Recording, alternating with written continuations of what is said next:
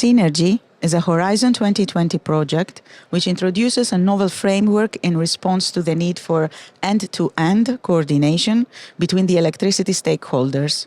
The framework references significant data architecture that leverages data coming from diverse sources.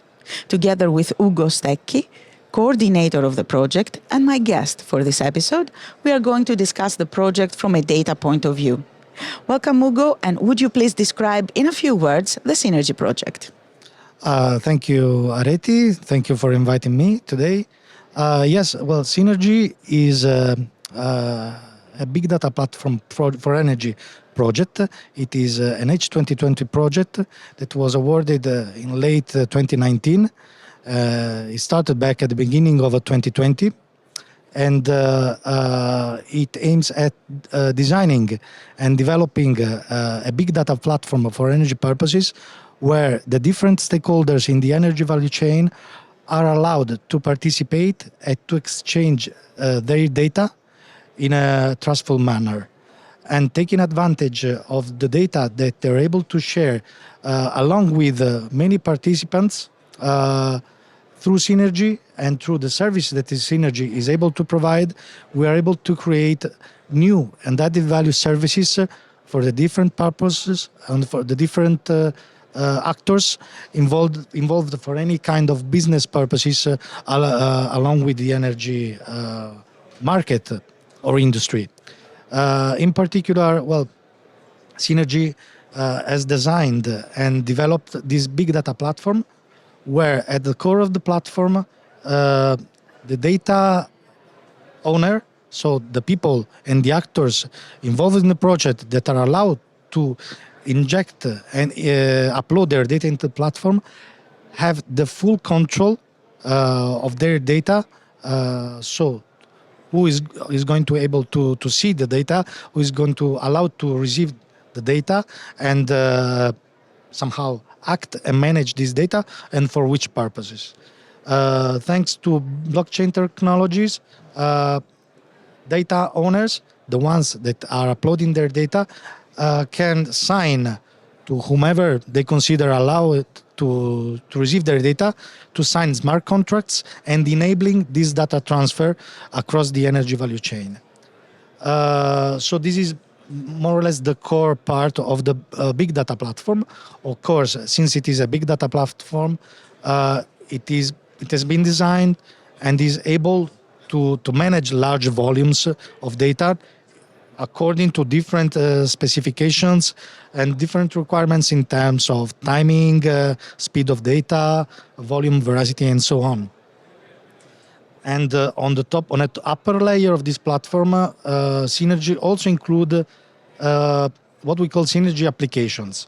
We have designed and developed 12 applications organized in 3 main blocks according to the different categories of actors or stakeholders that may take advantage of big data through this application that are basically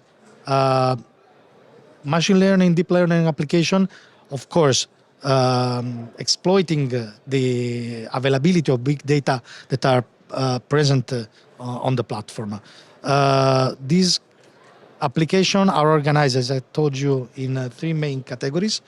The first one is devoted for system operators and REST operators. The second category, we have 4 applications for these categories of actors. Then we have 4 more applications for aggregators, retailers, and ESCOs, so managing flexibility and so on. And then we have 4 more applications for buildings, for facility manager and urban planner. So dealing with one building, more building, or a district. So I assume this is your target audience also. Yeah, yes, of more course. Or less. The target audience from an pure electrical perspective, of course, the target audience are covering all these category of actors in the energy value chain. If we look the target audience from a pure data perspective, we can find data providers, of course, but also entities that are able to create new and added values through the data. And one more categories that are the data consumers. So we have three main categories from a pure data perspective, and so many categories from a pure electrical perspective in our target audience. Who is involved in the project? In the project, we have 25 partners in total from 9 different countries all across Europe. And we try to cover, since we have a quite big consortium, we are able to cover all these categories of actors that I explained you before.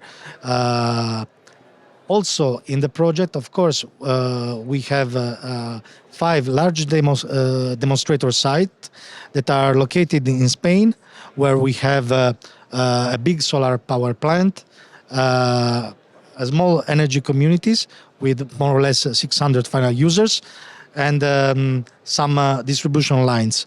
We have another demonstrator site in Greece with the distribution system with the DSO from Greece and also the TSO in Greece. We have a Finnish pilot with the building and the facilities, and we have an Austrian one with the final users and also some more distribution lines, basically, and the final one in Croatia, where we have involved a small island that pretend to be like kind of a smart energy island in Kirk.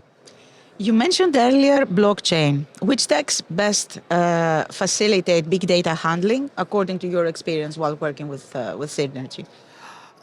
Yeah, blockchain, of course, it's a big one.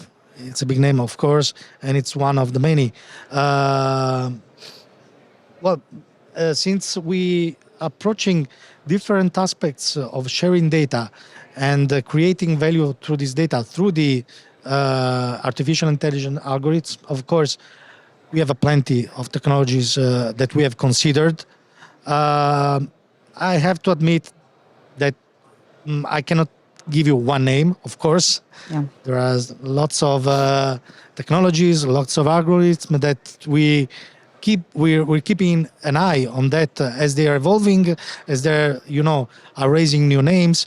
Of course, if we're looking for machine learning or deep learning, we have adopted lots of methodologies and libraries, of course. Blockchain, I think that for trust problem, of course, is the main answer. And the main issues when working with data, I mean, bias, if we're talking about the ethical aspect of it, could be one. But what are the main issues when you work with data? Volume, speed, collaboration between various actors? What would you say? Both of them, of course, have been really critical aspects to consider in our project, because, of course, in order to validate your model, you need a lot of data, really big data. I mean, very big volume. You can see now that, for example, electricity price, it's really high in volatility. One day is skyrocketing, the other day is plunging down. And in order to have accurate enough models, you have to train it a lot with not only big volume of data, but coherent data. That also bring me to the harmonization aspect and the semantic interoperability of data. Apart from the data and from the speed, of course, because this we are in an electrical domain, so we are talking about problems dealing with millisecond for transit dynamic till hours, days, or month long.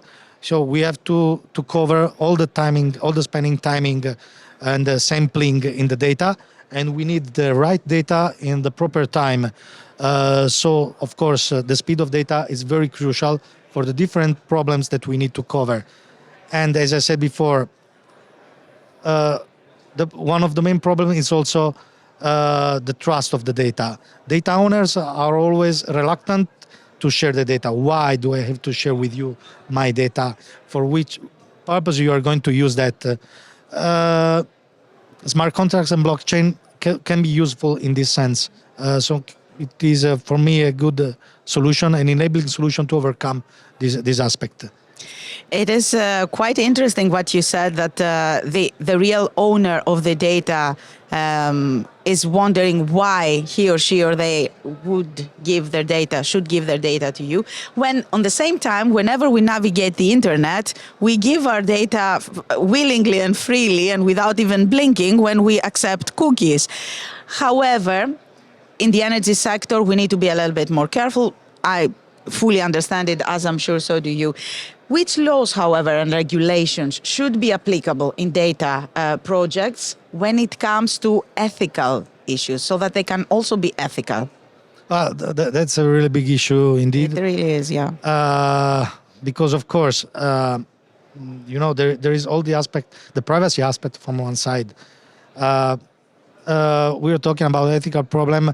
More or less, we are informed about that. We know what our data are useful for, and but if you take the rest of the 90% of the final users, the privacy aspect and the ethical aspect at the first glance really impacting them. If you are going to ask them, please share your data.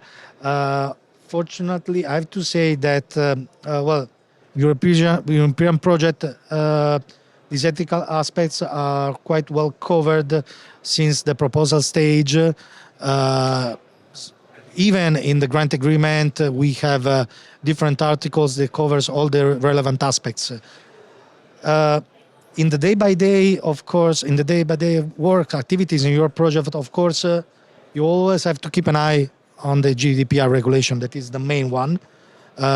You can discard ever in any time.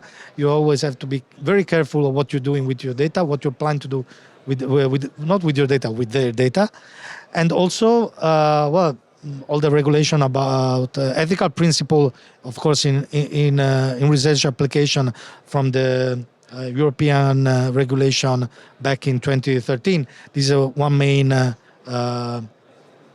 big framework. What I personally like most is that all these aspects at European level, but also at national levels, that you are being able to include in one unique framework, give you more or less the boundaries.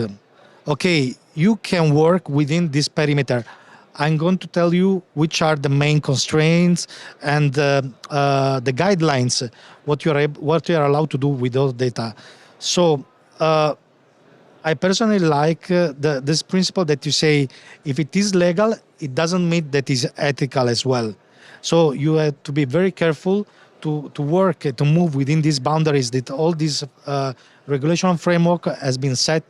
That is, at this moment, quite really well described at European level, but also moving from nation to nation, also country level. Ugo, I'm going to keep this phrase, what is legal is not always ethical, because coming from someone that works with data is really refreshing. And I'm going to thank you very, very much for having this conversation with me. Thank you, Areti. My pleasure. And thank you for listening to us.